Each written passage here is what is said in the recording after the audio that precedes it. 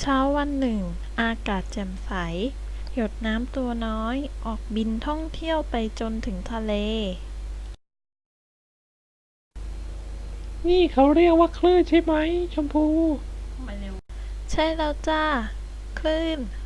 ก็คือการรบกวนที่สามารถส่งต่อไปหรือเคลื่อนที่ไปในตัวกลางได้แล้วคลื่นมีกี่ชนิดล่ะชนิดของคลื่นแบ่งเป็น3ชนิดจ้าชนิดแรกจะจำแนกตามลักษณะการอาศัยตัวกลางมีคลื่นกลกับคลื่นแม่เหล็กไฟฟ้าคลื่นกลเป็นคลื่นที่เคลื่อนที่โดยอาศัยตัวกลางซึ่งอาจจะเป็นของแข็งของเหลวหรือก๊าซก็ได้ตัวอย่างเช่นคลื่นเสียง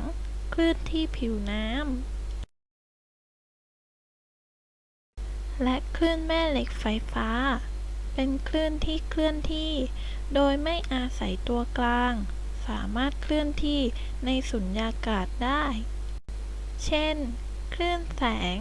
คลื่นวิทยุและโทรทัศน์คลื่นไมโครเวฟรังสีเอ็กซ์รังสีแกมมา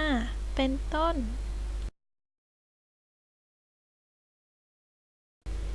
แล้วคลื่นชนิดที่สองล่ะจำแนกตามอะไรเหรอชมพูชนิดที่2จำแนกตามลักษณะการเคลื่อนที่จ้ะก็จะมีคลื่นตามขวางและคลื่นตามยาวคลื่นตามขวางเป็นคลื่นที่อนุภาคของตัวกลางเคลื่อนที่ในทิศตั้งฉากกับทิศการเคลื่อนที่ของคลื่นได้แก่คลื่นแม่เหล็กไฟฟ้าคลื่นตามยาวเป็นคลื่นที่อนุภาคของตัวกลางเคลื่อนที่ไปมาในแนวเดียวกับทิศการเคลื่อนที่ของคลื่นได้แก่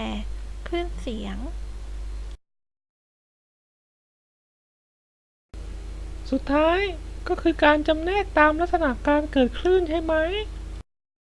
ใช่แล้วจ้ะสีฟ้ามีคลื่นโดนและคลื่นต่อเนื่องคลื่นโดนเป็นคลื่นที่เกิดจากแหล่งกำเนิดถูกรบกวนเพียงครั้งเดียวคลื่นต่อเนื่องเป็นคลื่นที่เกิดจากแหล่งกำเนิด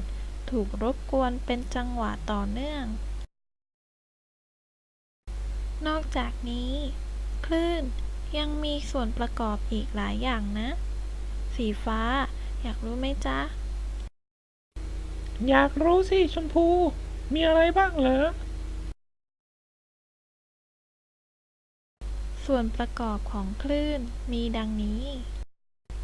1. สันคลื่นเป็นตำแหน่งสูงสุดของคลื่นหรือเป็นตำแหน่งที่มีการกระจัดสูงสุดในทางบวก 2. ท้องคลื่นเป็นตำแหน่งต่ำสุดของคลื่นหรือเป็นตำแหน่งที่มีการกระจัดสูงสุดในทางลบ 3. แอมพลิจูดเป็นระยะการกระจัดมากสุดทั้งค่าบวกและค่าลบ 4. ความยาวของคลื่นเป็นความยาวของคลื่นหนึ่งลูกมีค่าเท่ากับระยะระหว่างสันคลื่นหรือท้องคลื่นที่อยู่ถัดกันมีความยาวเป็นเมตร 5. ความถี่หมายถึงจำนวนลูกคลื่นที่เคลื่อนผ่านตำแหน่งใดๆใน1หน่วยเวลา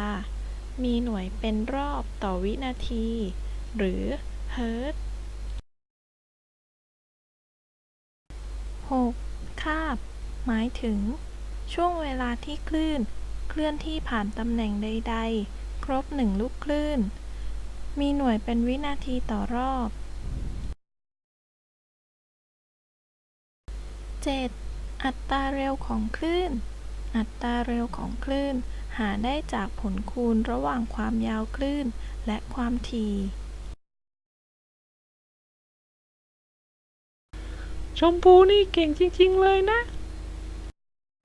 ไม่ขนาดนั้นหรอกจ้า เพียงแค่เราอ่านหนังสือหมั่นค้นคว้าหาความรู้ ก็จะเป็นคนเก่งได้ไม่ยากเลยจ้า ขอบคุณนะ ชมพู